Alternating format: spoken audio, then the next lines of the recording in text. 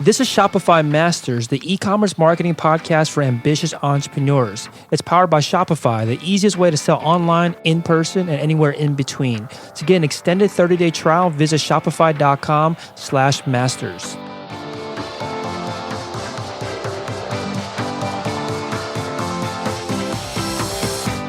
Hey entrepreneurs, my name is Felix and I'm the host of the Shopify Masters podcast.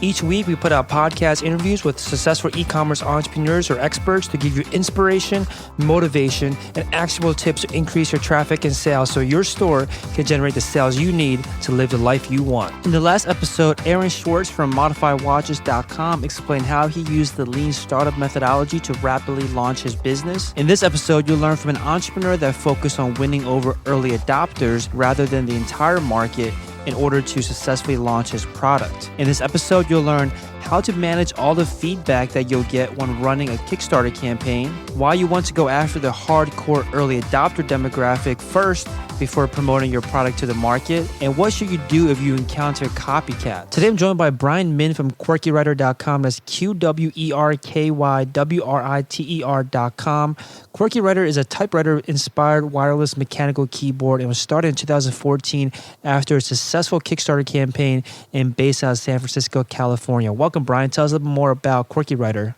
The company was built around the Kickstarter idea, right? So QuirkyWriter, let me first say that, I've always, I'm a huge sort of proponent of just, talking about how, how the QuirkyWriter was made, and just because I think people will be pretty fascinated about it. But at the same time, it's something that, it's not, it took some extraordinary efforts, but I think, a lot of folks out there can do that. I think it's, a lot of that has to do with just, how badly you want to, be persistent to go through it. But anyway, besides that,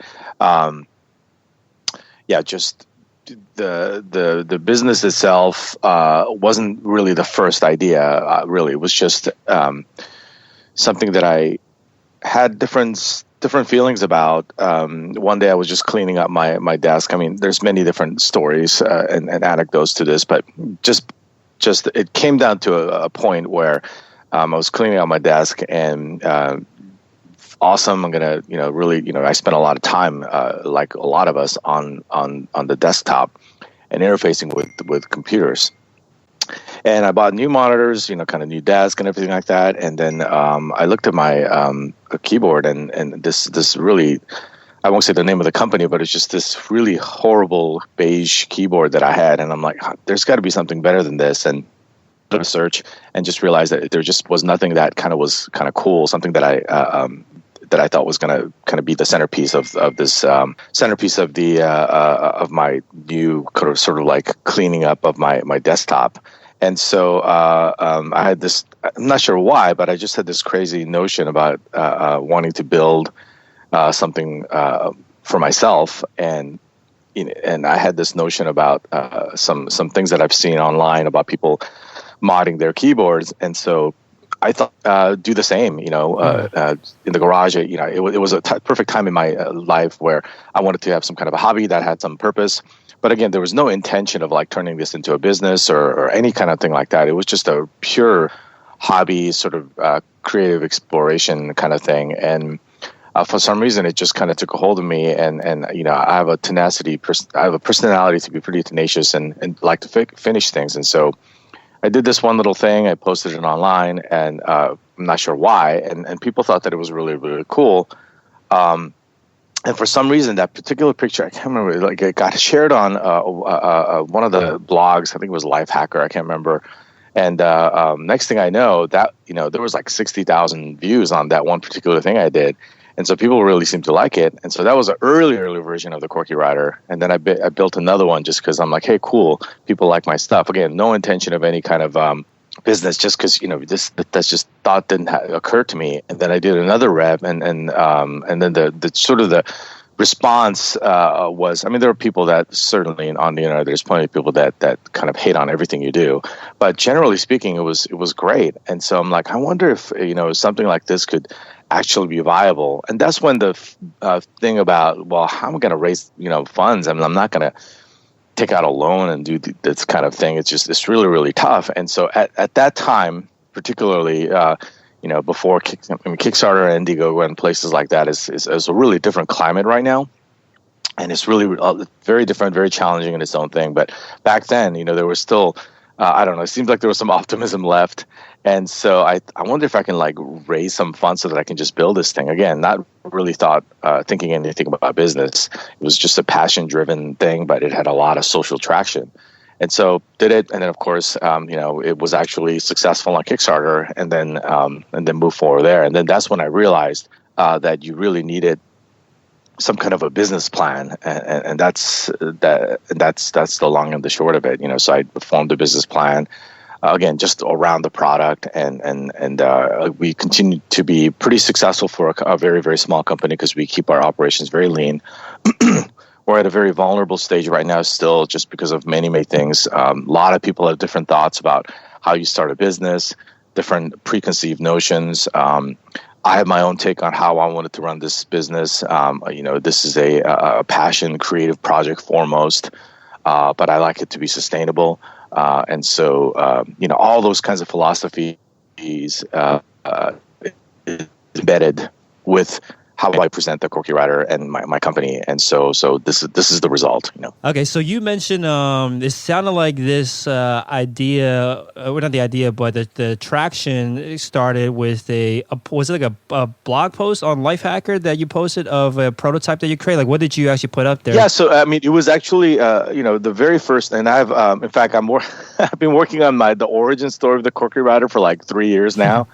Every time I have some bandwidth left on the train or something like that, I write it, and then I get off on, I like, okay, I got to do something else because there's so many things that went into it. But the earliest things, I'm a creative person in general. I have a music degree from UCLA, film composition, and so I approached a lot of the excuse me.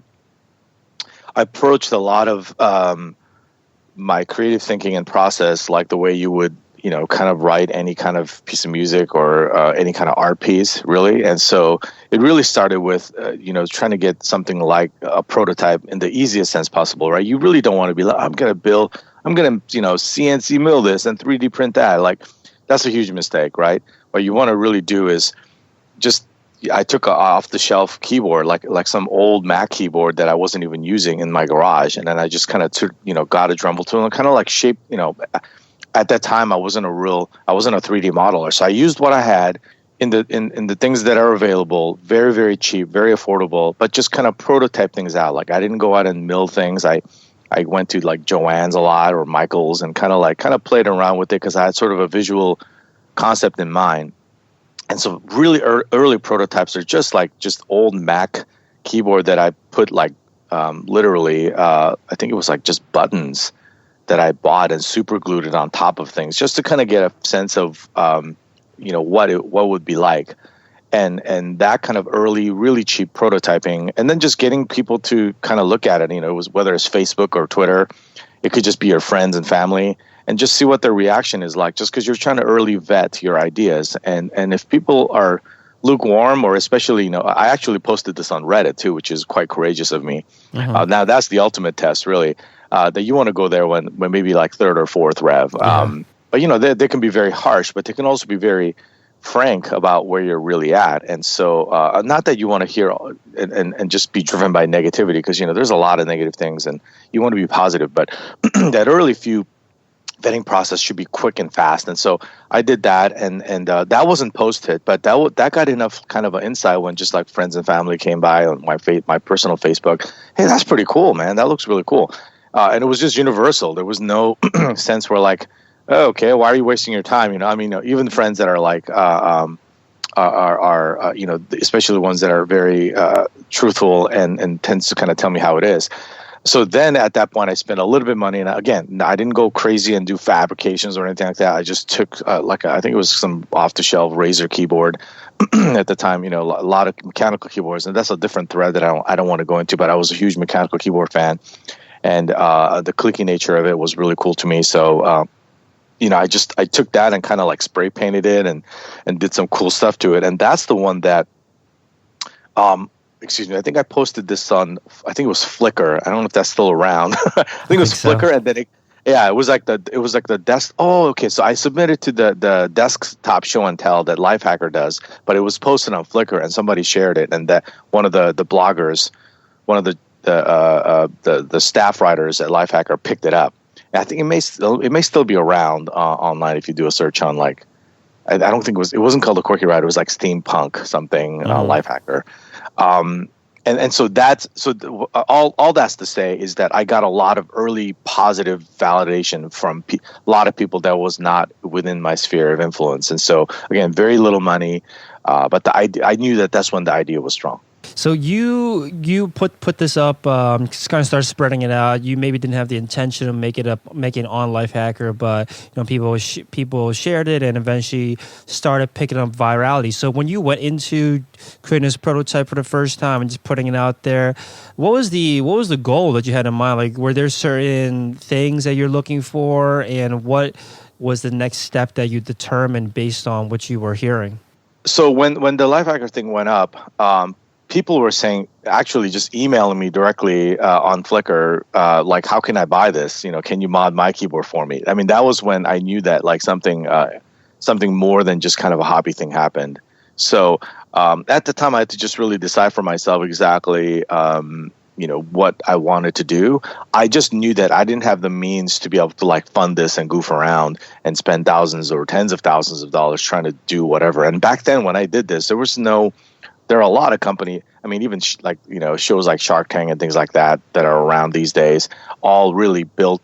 And I have a thought on Shark Tank and just in general. I think that's really hugely problematic. But although people tell me that I should go on it, it's just I don't think those are like products that are made for the sake of business as opposed to just product that's made for passion. But I know some of them mean well. But anyway, beside that point, going back to what you're saying, I think that particular thing about where there was some commerce aspect of it, which I just did not consider. I started toying with it. But again, I did not engage that, but rather I thought, okay, as a creative, I want to make something that's totally original. Because before the last two revs, including sort of the piggyback thing that I did on an off-the-shelf keyboard, was still somebody else's design that I kind of like tweaked. It's kind of like taking a Honda Civic and kind of like tricking it out or whatever. But it's the car itself is not your car, right?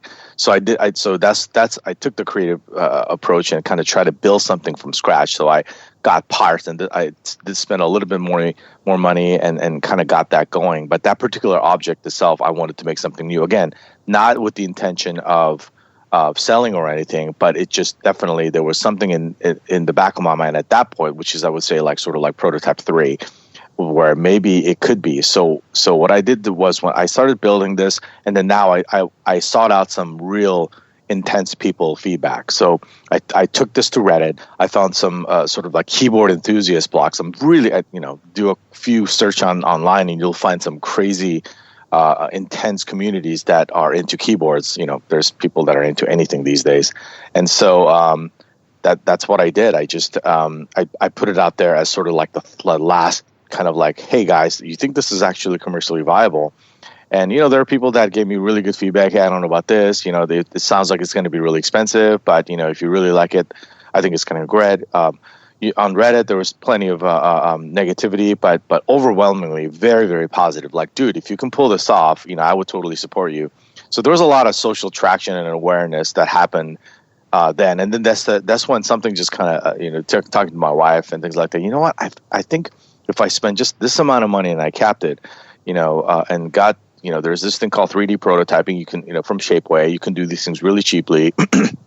I knew some colleagues, the friends of mine who did 3D modeling and things like that. I think we can actually, maybe give it a shot. I have no idea. This, it's going to be really expensive, but this is what it's going to cost to do something like that. And that's when I built the fourth one, which is what you see on Kickstarter, and I took it there, and that's when it got funded, and that's the beginning. Awesome. So the demand or kind of the popularity that you got out of nowhere, was it possible to catch or capture this demand somehow? Because I think this is a story I've heard before where people just kind of created something to scratch their own itch or just as a hobby, and all of a sudden everyone's asking them, how can I buy this off of you?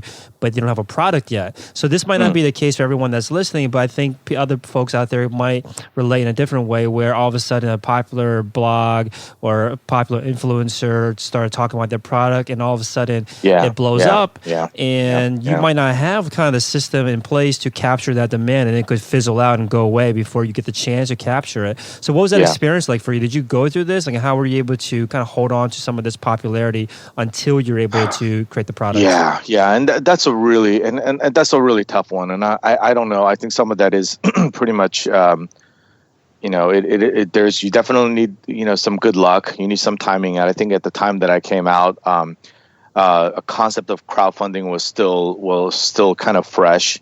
It was something that some of the hate started to happen just because they realized that when people actually said that they were going to make something, it's very, very difficult to actually execute.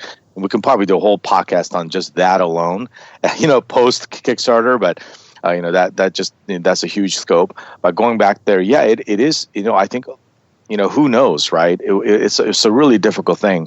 I just knew that the reason why I felt like it got the attention of the bloggers, and again, the social media and also traction that I saw, which I took for granted back then, but was really, really remarkable. Just going to that particular piece. So it was not only Lifehacker. I mean, I had an interview with the Wall Street Journal, like a few months down the road.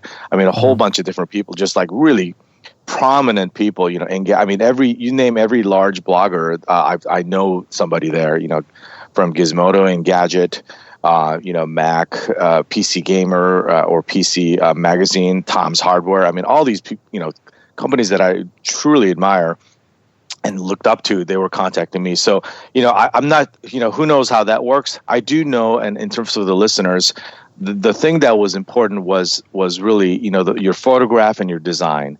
And that's just to say that, I really, I was trying to dissect as a creative, what is it that made people pay attention and want to reach out to you?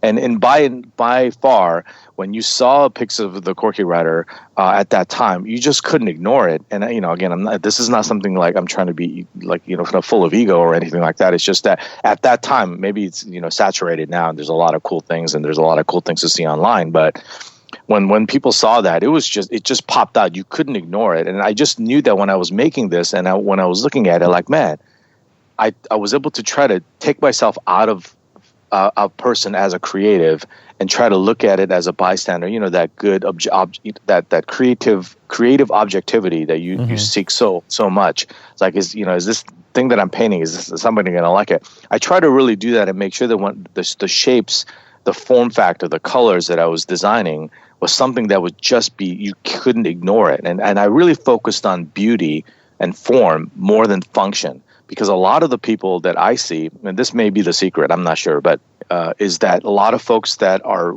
doing Kickstarter programs or hardware programs or whatever cool idea that you and your grandmother had to do it, they focus on function and features so much. But then they don't really pay attention to beauty and form, which is something that, if you're going to try to do function and form, you're just not going to win.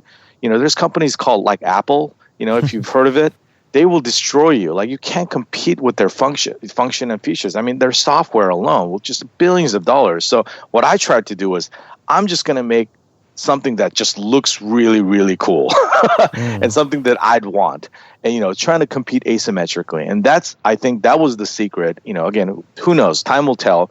But for right now, it was being really strategic about it too. I didn't just kind of say, well, I'm just going to, kind of do this. I think that's intuitive. No, I really got behind that concept and try to make everything, whether it's pictures, everything that anytime people see, we spend a lot of time selecting our pictures too. Just because that's the only thing that we can do. I can't advertise how cool it is for a Bluetooth, or it's all made out of metal, which it is. Return bar is solid metal. People just don't. You just can't compete there just because people are going to argue with you. So I'm going to say, look, that just looks amazing, and if you want it, you can buy it, and it's a unique product. So when you say that you've competed asymmetrically and I guess focused specifically on the beauty, the design, the form, does that mean that you cannot focus as much on the functionality and I guess more of the quantitative aspects? You try. Yeah, you try your best, and you don't want to be the double talking politician where they feel like you can have this and do, no, you have to there's going to be certain things that sacrifice, like, admit I wanted the keyboards can be keyboards need to be more ergonomic, and that's one of the things where, like, there's a inverse graph that the more ergonomic it looks, the more hideous it looks, and the more uncomfortable it is, the more beautiful it is. I mean, I think that's in fashion, like, look at high heels, like, it's beautiful, but man, that is really uncomfortable. So but I think those kinds of things still exist, and that doesn't nullify that. But again, those are the trade-offs that I had to make in order for me to make the Quirky Writer a reality. So I think that's a perfectly logical, I guess, approach to it. Did you receive any kind of backlash from customers or anything because of that? Like, how do you make sure that you emphasize that? Backlash from customers? Oh, yeah. I mean, I was also fortunate because working in the field that I do as a day job, and just understanding how social media works, you really have to pay attention to negativity and then kind of quash it and make sure that you're responsive. And that's a tough one. And I think maybe either, and there's a balance, because if you get too obsessed and there are people that are just like constantly so socially aware that you're paralyzed by it. But at the same time, on the other hand, people are like, I don't care what they say, I'm just going to do my own thing, especially the creative types like me, like, I don't care, I'm just going to do my thing and just kind of ignore it. Yeah, I think there's a happy medium where you have to pay attention. We got and a lot of those feedback is absolutely legitimate. There's truth to in all those kinds of things. We got a lot of criticism for the fact that it was very expensive, which it is. People don't realize why it's expensive, but they're just going to say it, and they have there's truth there. They talked about some ergonomic stuff. They had some, like the really, once this is out there are people that are, multi order of magnitude smarter than I am, that is looking at this thing, people from NASA or MIT, or old school professors, and so they take it apart, and there's a lot of things that are challenging. But I think what we did was one of the great gifts of the Kickstarter that I think people forget, and people forget to leverage, is the fact that I had a very, very long Kickstarter cycle. And what that means is that I actually developed this product during Kickstarter. Now, there's a tension because Kickstarters are notoriously bad, especially hardware for delivering, and all these delays and things like that. So now the way a lot of the original Kickstarter guys are not coming out, they literally have everything, tooling, everything ready, and then they just want to get funding, right? And I think that's a huge mistake. I know that there are business realities of how that works. The reason why that's a huge mistake is, for me, I was still building the project, and I got all the negative feedback early on from my backers, like thousands of people that goes like, dude, change this, do this. It was an actual creative vetting process. If you look at the Quirky Writer that I delivered versus the very early prototype, it's quite different, and internally very different. Now, there are things that I stuck to, there are things that I couldn't change, but there are a lot of things that I wanted to cut that the backers reminded me, dude, if you cut that, you're cutting the soul out of it. Or like, dude, they wanted something, and they were able to give me some really great, unbiased, critical feedback. You know why? Because they gave me money. They're in this, and I can trust that their feedback was good. It's kind of like, So because of that, I when the product got to market, I, first of all, was really prepared for any kind of negative feedback that was going to happen. But also, the Quirky Writer really did go through the gauntlet. So a lot of the major issues was already addressed. And also the addresses that I'll find, I scaled in small batches. Like, for example, I didn't go gangbuster and like leverage my house to like make crazy amount of units. I made small batches for my Kickstarter first, and then made some firmware revisions. I had outlets to to do revisions, which is very difficult for hardware, but we built that in for this very reason. So that's why I think when the Quirky Writer is out there, it's resilient. It's still selling well. It's doing, despite the backlash, because there was an iterative process that you built in. But nowadays, I see a lot of new products. They just come out and they just try to like get funding. Like, dude, your product is not ready, or like there's a lot of problems with you haven't thought all of it. You haven't gone through the gauntlet like the way some of the larger companies do. And in my case, I was very fortunate to have a long Kickstarter, and my backers were so passionate that they were patient with me. But I mean, that I think they lose the very thing that why crowdfunding it was for, and so it's an unfortunate situation. Mm-hmm. Yeah, so let's kind of go over the details of the Kickstarter. So the original goal was $90,000, and breaking through that goal and raising almost $130,000 from 469 backers. So, obviously a successful campaign. And you mentioned that you had a long cycle. So how long did this campaign run for? And I guess from the start of it to the end of the campaign, and then how long before the products were delivered? Yes, so the campaign actually was too short. I put it as 30 days, and again, back then there were all these conventional wisdoms. I could have done it for 45 days, but and it probably should be 45 to 60 days. I'm not sure what the right number is these days, but I just knew that I could have probably raised a bit more if I did. And then the delivery cycle was a year. So most typical hardware delivery schedule was 6 months. I just doubled it. Surprisingly, that still wasn't enough. In fact, I delivered it 2 months late, which is apparently a miracle because most hardware they could be like years late, which is insane to me. Mm-hmm. I didn't realize that the success rate was that low, which is just a cautionary tale. From that point on, the kind of lessons you learn about that was insane. But to the point, that long cycle and the expectations of my backers, knowing that it was going to be long, there were still people that were quite antsy. But I was able to take my time to get it done, and I realized that I thought I was going to deliver maybe actually in 9 months. I needed every one of those months. Making hardware is insanely hard. And if you've never done it before, I mean, good luck. I don't even know what to tell you. Like, we really shouldn't have made it, but I think I didn't know any better that I wasn't supposed to make it. And so again, I was really fortunate to I tend to be somebody who likes to learn. I like to get a lot of advice from people. So instead of thinking that I knew what I was doing, I really sought out. Well, I try to seek out the right advice. And that combination of that and just tenacity and just unwillingness to fail, a lot of sleepless nights, allowed me to be able to ship it.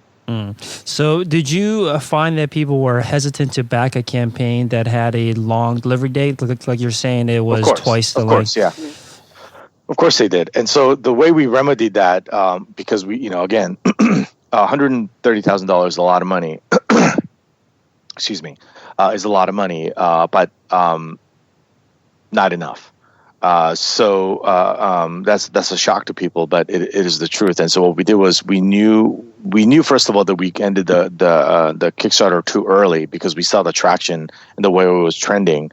And so we were very fortunate to kind of convert those people over to the people who are now beginning to start to hear about it.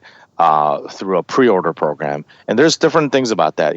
Pre-order is not something that you think is a no-brainer. There's a lot of challenges. For example, even though we were successful in transferring people over to a pre-order program, but the problem is banks don't like that. PayPal doesn't like it. For example, PayPal is one. They held our funds for a year. We couldn't even have access to it. But the point was that we were able to still capture the traction we felt through a pre-order program. So we continued to raise a lot more money, which we absolutely needed. It's kind of like whatever you need, you think you need it, whatever time you need, you probably need to double that. And that's what I did. And again, there were people that it's very, very funny. The earliest most of the Kickstarter backers were super patient. I would say maybe one or two people wanted their money back, but I mean, overwhelmingly, it was really, really successful. Mm-hmm. Sorry, go ahead. I was going to ask, so if you could go back, would you still keep that long delivery? Would you make that delivery, timeline realistic, or do you think that hurts you in the long run, or do you think it helped you in the long run by making? No, I think it needs to be. It could probably be shorter, but only just because I know better. I know what to do. But if you're somebody who's never done this before, you want to try to buy as much time as possible. And I don't know what the right answer is because this always is. It's a tense thing. Right, makes sense. And you mentioned earlier that one of the keys to one of the biggest benefits of having the Kickstarter campaign that you think others are making a mistake today when they're doing crowdfunding is that you're able to learn from your customers, get feedback early on as possible so that you could implement that into the design. So tell us about this process. You know, it sounds like it could get pretty hairy, get pretty complicated if some people are giving you feedback and you may be already pretty far along in the design or the manufacturing. Like, how do you manage all of that, the feedback that you're getting? Yeah, that's really tough. I mean, so what you do is, you know, there were certain things that we couldn't change. Like I couldn't make this into a skateboard or whatever, right? I mean, there's certain parameters you do, but there's certain thing, you know, I think what I did was there were a handful of things like price point, for example. It's just like that was something that we talked a lot about it. And, you know, I would try to go back and forth like, guys, this is what it costs to make this thing, you know.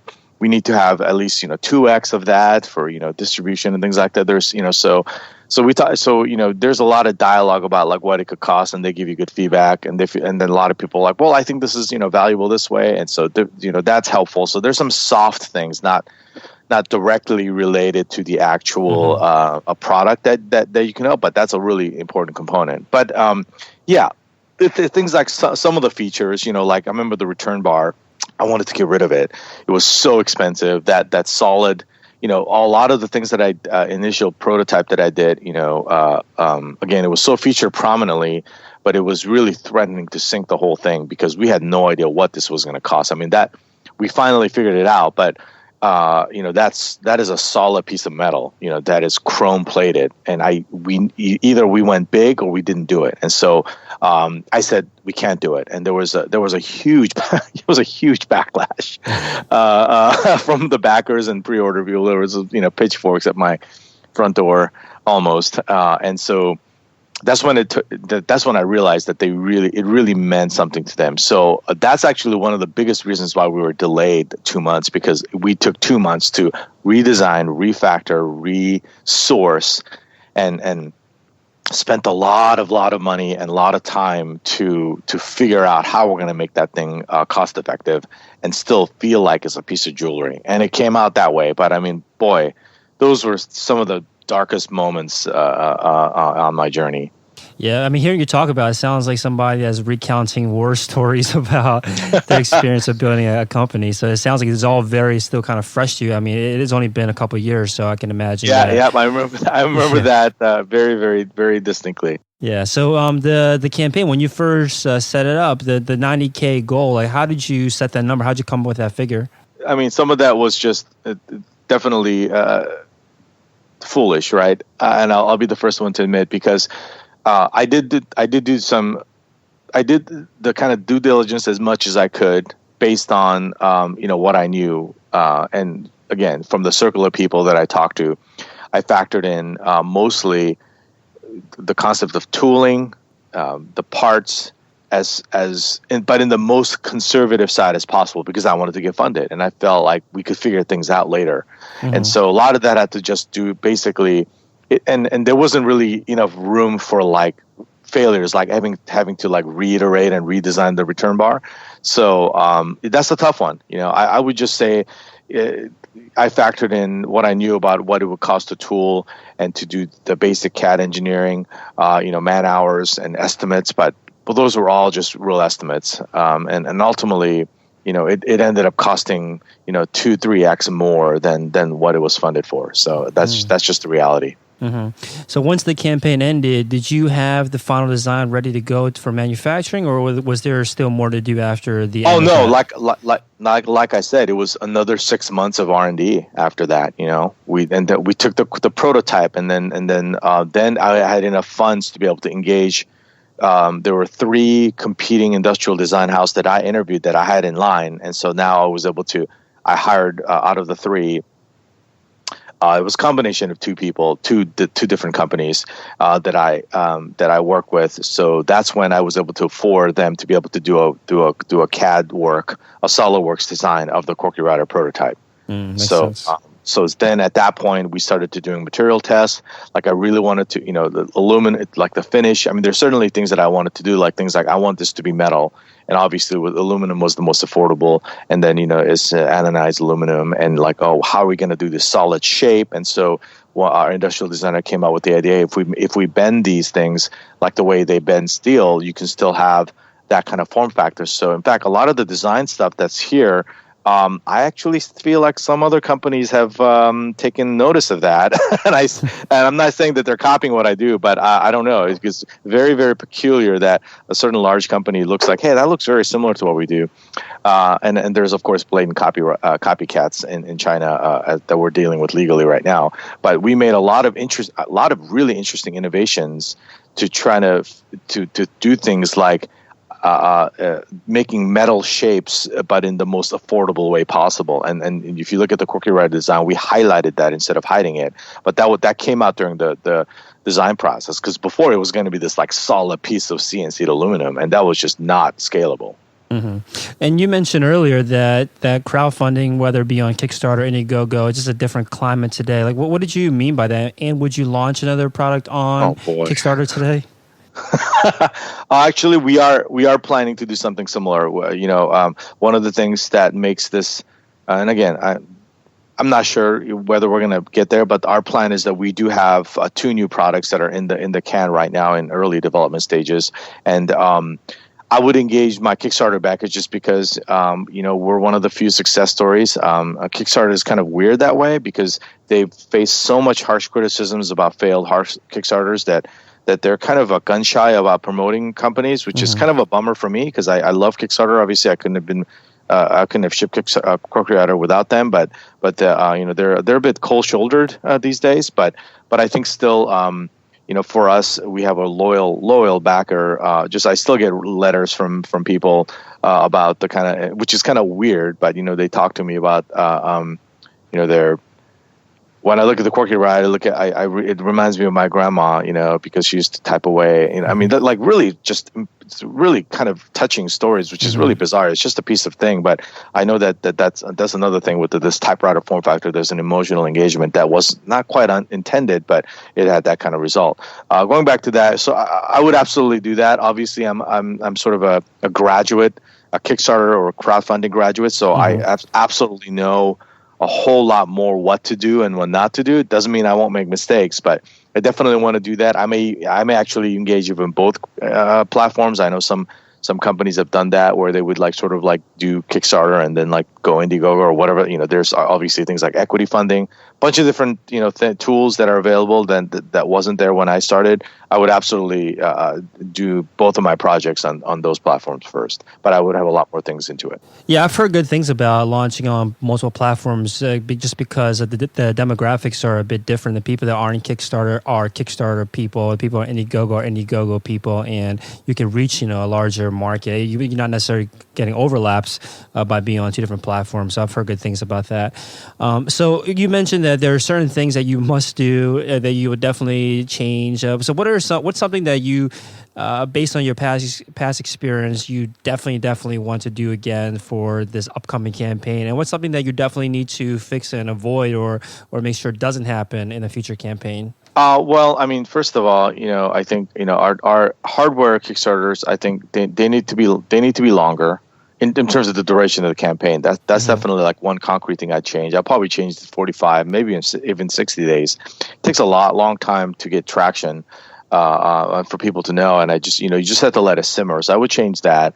Obviously, doing multiple platforms and things like that.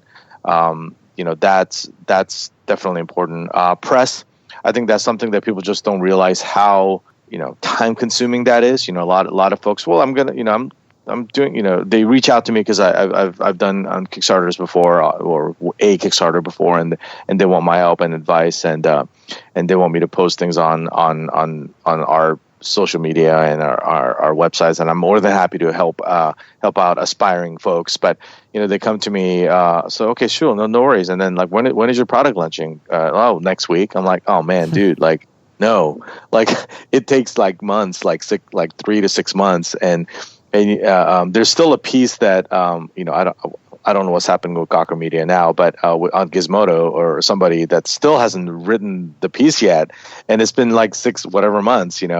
Tom's Hardware is another one. And now these guys are people that love our product, they have it in their hand, and they still barely have time to publish these things.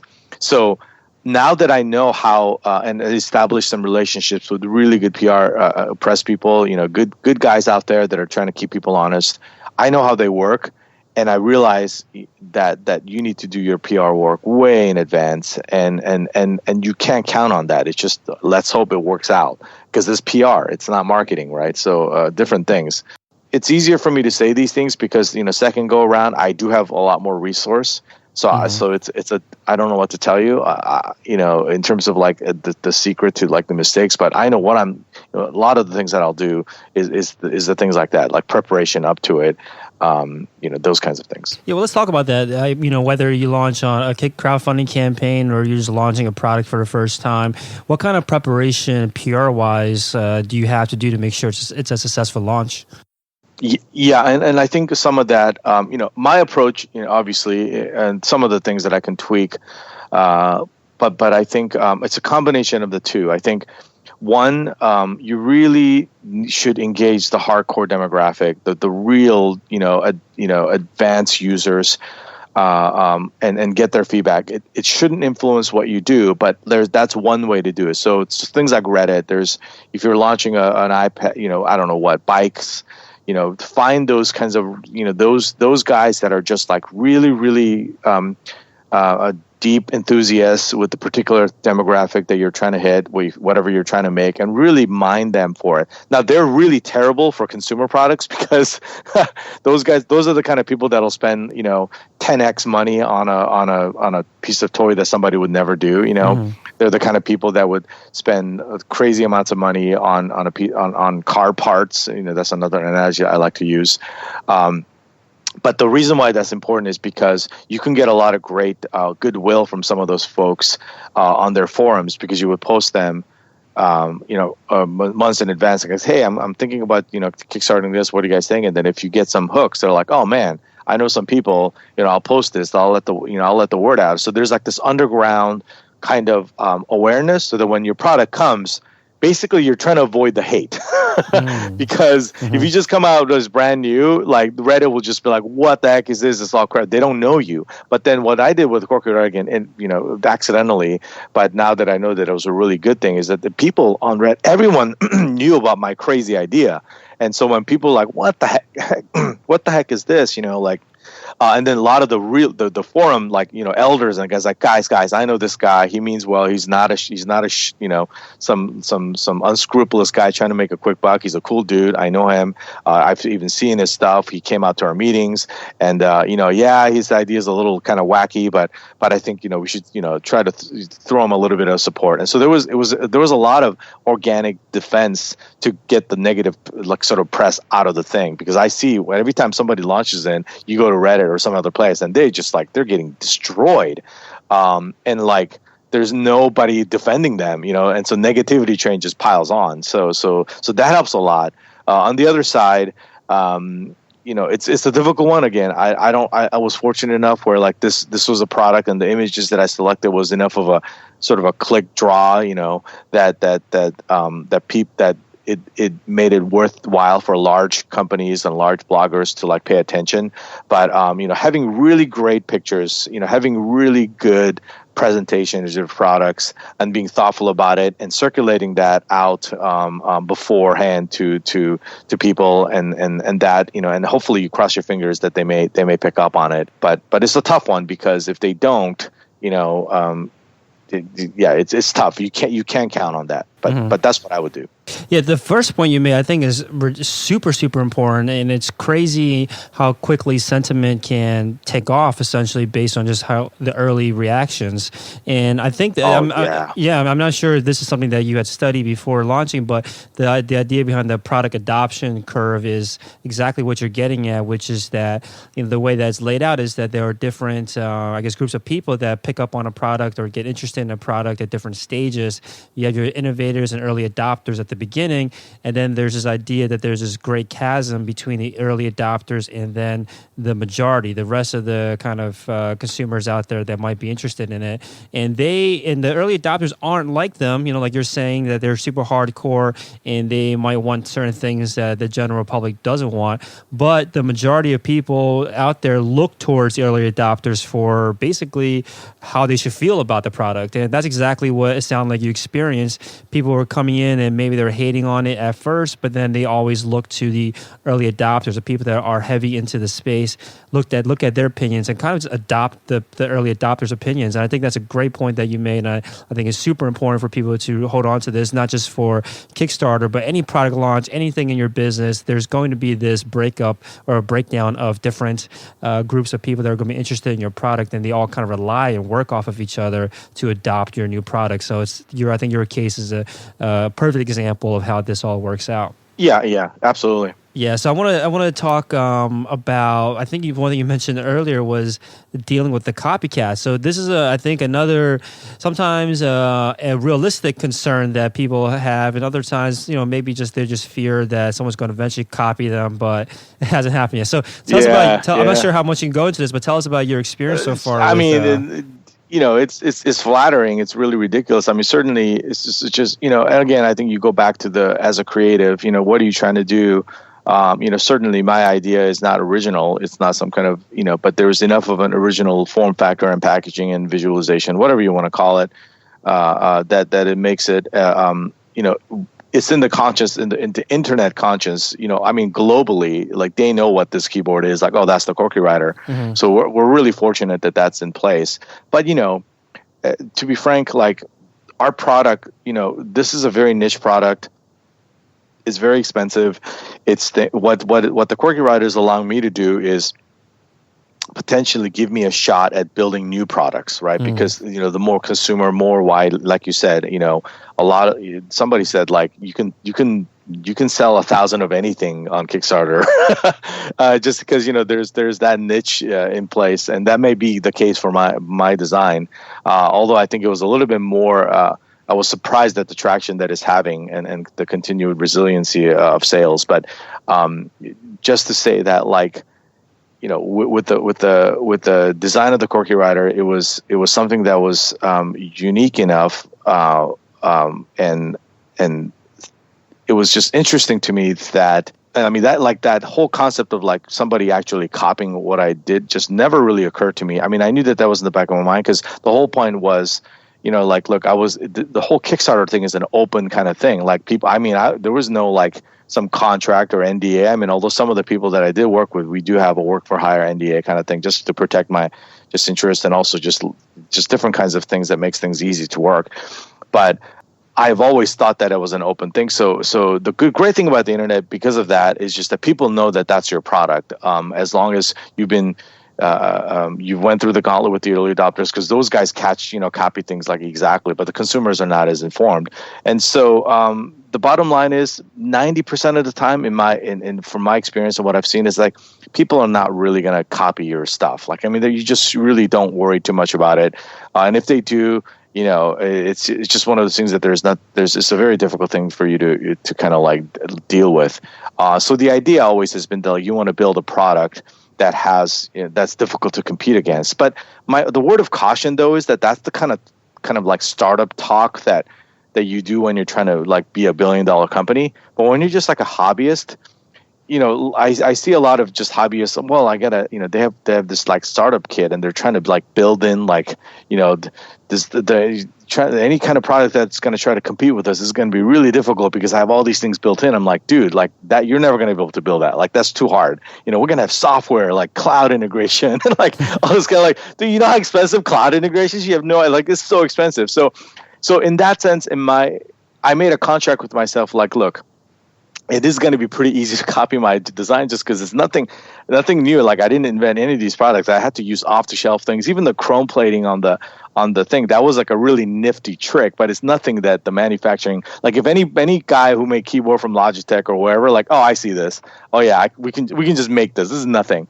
The reason why they don't is, oh, this is like consumers are not going to buy a million of these things. It's too expensive, and the parts that he's using is too expensive. So by the nature of the fact that it's really expensive and it's really hard to make and it's manual labor, they're not going to do it. So that wasn't a protection for us, but I never really thought of that as something that. But at the same time, I didn't realize how resilient it was going to be, and how popular, especially in the Asian countries, in China and in Japan. I mean, they love this thing, and we have some really great loyal fans over there. But so now we're dealing with a case where I've seen some people like they go, okay, really what the reason why cork writer is cool are the keycaps. So people started to like typewriter keycaps and switchable mechanical switches. They started to copy that, and some of that I saw the very early stages of it. Somehow one of our factories like leaked on my tooling. So when I saw the pictures of like these keycaps that some people were selling, and they were doing that, it was exactly our keycaps. So like, guys, so we try to deal with that. And I think that was a Taiwanese company. And so we were actually able to kind of curb that and at least delay them. What we did was some of the social media, our backers actually from Taiwan, they got furious at them. And so I didn't do anything. I just kind of posted saying, guys, this is clearly like you took my corky, you bought a corky router and you took the keycaps off and you put it on a keyboard and you're trying to sell it. So a lot of backlash and a lot of goodwill. So what they did was they had to make their own mold and change a few design, and then I think it's starting to coming out, just the keycaps themselves, and they're selling it pretty cheap. But if you add up the cost, it's not much cheaper than they might as well just buy my keyboard. But anyway, it was kind of an interesting thing. But I wasn't, that definitely kept me up at night a little bit, just because I'm, oh man, I guess it's like happening, but what are you going to do? Mm-hmm. Now, however, we have a company that's just outright copying it. Like it looks exactly like my keyboard. So we're in litigation with them, and that's a really tough thing because it's expensive. We're still weighing the pros and cons of like what we can do. So we do have design patents. We do have copyrights, but that's something that I felt like I have that in the U.S., but it's a difficult question because, should I have it in every country? Because even if you have U.S. patent and copyrights here, it doesn't give you protection internationally. So I did the Chinese and international copy design protection, which is really hard because I don't speak Chinese and I had to hire Chinese attorneys. Now we have a really good team that's protecting our interests, but boy, that's just something that's a luxury problem ultimately. Mm-hmm. Yeah, I think what you're getting at too is that there's really no better defense against copycats than having a super strong brand and the loyal customers that you have to, give this kind of backlash to these companies. But if you did have to step it up, like what's like the first step then? If you've identified someone that's outright copying your product, like what is the first step towards, I guess, legal recourse? Yeah, so I think what I recommend is that when you do it, it's going to cost you. It's going to cost you $5,000, $10,000, $15,000. It is very expensive to get your. It's going to be hard to get utility patents, and it's not. This is probably not the forum to get into the difference between design and utility patents. But the point is that get some kind of a patent. I recommend design patents if possible. But to do that in the States, in your domestic territory for sure,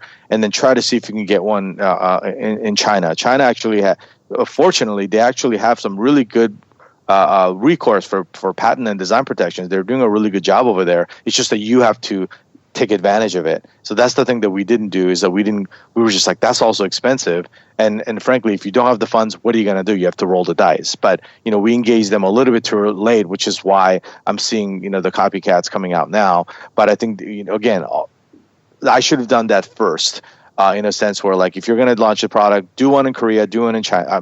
Do one in China and do one in the States or where your domestic territory is, just to protect that, trademark it and do those things first. But then second, the goal of the legal action is really you're not going to win things. I mean, it's very difficult and very expensive to do that. What I recommend is just try to slow them down, and you just continue to make a better product and better customer experience. Like you mentioned, build your loyal brand, focus on that, and you're going to get ahead. Mm-hmm. Makes sense. So one thing you mentioned during the pre-interview was about building trust. And you mentioned that one of the key pieces of advice you would give out is that you need to build trust in your business relationships and not building fear, because fear-driven businesses leads to wasted opportunities and stifles innovation. Can you just say more about this? Like, is this based on experiences that you've had? Like, what does this mean to you? I mean, that's the pillar of my business and just my creative process altogether. The thing that I learned. If you think about the way the keyboard was made, it was built on trust, not fear. It was built on trust because 469 people thought that what I had to do was really cool, and they gave me their trust in the most tangible form possible. So it was built on trust. So I've always, in my experience, I want to tap into that and make sure that that's the kind of philosophy that I have throughout this experience. And so it has to do with some of that. Some of that it may be naive, but I think actually it served us well, especially for a very, very small company like us who need people. And the reason why trust is important is because trust tends to fill in a lot of gaps that you haven't thought of. If you're driven by fear, there's going to be a lot of gaps. And what I mean by that is, as now that it was built on trust, now I was trying to find, and I had to build a team. I had to go and find our industrial folks, our manufacturing team, our supply chain folks. And, they're all, I'm not building a real, I don't have the resource. So a lot of these people are kind of like weekenders, part-timers, contractors. They're not full-time employees because we can't afford that. But by trying to constantly project a sense of trust and relationship building with them, guys, thank you for working on this, and showing them respect, giving them a lot of leverage. You're not the next Steve Jobs, telling people about being a tyrant. Although later on years he did definitely softened up from what I understand. But the point is that by doing that, it really gave back. So our manufacturing team, for example, was a lot of fear. When you end up selecting the people, and our contracts could be completely bloated.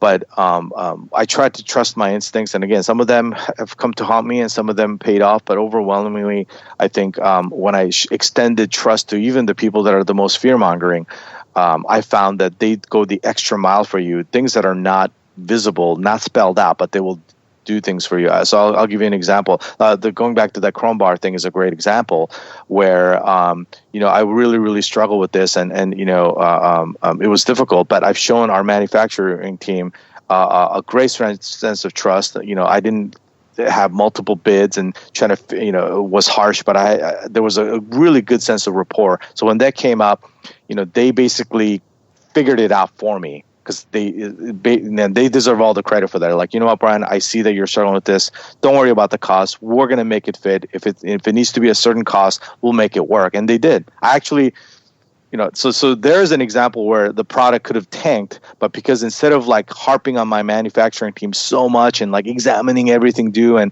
I wasn't this tyrant and just constantly panicking, that I try to exude a sense of trust and calm.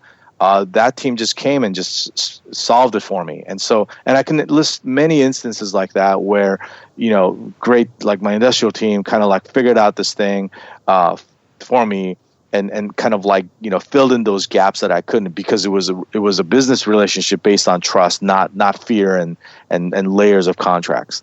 Makes a lot of sense. So one thing I want to talk about that I noticed on your site was that you do sell also refurbished products. Can you talk to us about how your, refurbished program is set up? Oh yeah, so now we're fortunate enough where now we've sold enough units where some of the units, a lot of the stuff, for example, and with electronics, if it's something that a customer returns to us, and again, our customer return rate is very, very low. I mean, like less than 1%, and most of that stuff had to do with just they didn't want it, or there was some mistake. Mm-hmm. But a lot of the like right now we're doing a firmware upgrade, for example. So some of the earlier backers that have had some of our older firmware. In the future, we're going to be able to release a firmware that people can download. But that process is actually a little bit janky. So what we do is we take it in and we would upgrade the firmware. But occasionally, we have units that don't meet our standards. In fact, we do again, a part of the premium product experience is that we have to make sure that when you take it out of the box, it's just gorgeous. And that's really hard to do for us, in terms of fancy packaging and things like that. We do our best, but what we do try to do is to make sure that the product itself is really, really clean, visually and things like that. So when we get products like that, maybe a keycap replacement or some little scratch, we'll fix all that, and then it's basically a brand new Corky Rider. It's just that we have them in stock, and so we have so occasionally I think we have just a few more left. We allow people to take advantage of that pricing. Do you find that there are any downsides to listing a refurbished product? And the reason I'm asking is because I don't think many stores I've seen have taken this approach that you've taken, but it looks like a great opportunity based on what you're saying about it. So talk to us about maybe the pros and cons of having a refurbished program. It's just this is going to be. We're running this program because we started to have a bit of a stockpile, and we were like wondering what we needed to do, and so this is a very short promotion. In fact, I think we put this up like maybe 2 weeks ago, and it's probably going to be over in the next few days. Actually, I think we're almost out of it. So it's just a very very it's a very limited kind of thing, But there's obviously you may contribute to hurting your premium brand, things like that. So it's just I would say that's more of an anomaly. We don't plan to do this throughout. It's just a short promotion. Awesome. So I think you mentioned earlier that you have a couple other crowdfunding campaigns coming up. Anything else that's coming up, I guess that you have planned out for the next year that the listeners can look out for? It's just too early to say any of those things. I would say it's more like in the next, look for us maybe sometime next year. We're not quite sure exactly, when it's going to launch, but and again, the product line is hugely difficult in terms of trying to figure out what the right thing is. But every time I struggle with that, I just kind of go back to the roots of why, what is Corky Toys, and just to wrap that portion up. I put the word toys in there just because I wanted to make sure that I don't take what I do too seriously. That it is kind of like it's really a toy. It's like this beautiful thing, but it's a toy. Just like a Porsche really is a toy, isn't it? Like Ferrari, like they have all these ostentatious print ads and stuff like that, but it's a toy. It's a thing. You're not saving the world. So look for products like that. It's gonna be beautiful. It's gonna be something that wow, that you will not be able to ignore because it's so unusual. Because I just kind of work like that, and it's gonna be fun. It's gonna be fun, and it's gonna be gorgeous. Awesome. Thanks so much, Brian. So again, Corky Toys, you can go quirkytoys.com or quirkyrider.com, goes to the same site. Anyone else you recommend our listeners check out if they want to follow along with what you're up to? You can follow us on Corky Rider, at Corky Rider on Twitter, or look us up, Corky Rider on Facebook, and we do a lot of cool promotions, and we have giveaways occasionally. We let people know. So like us on Facebook and follow us on Twitter. Awesome. Thanks so much, Brian. Thank you so much. Thanks for listening to Shopify Masters, the e-commerce marketing podcast for ambitious entrepreneurs. To start your store today, visit shopify.com/masters to claim your extended 30-day free trial.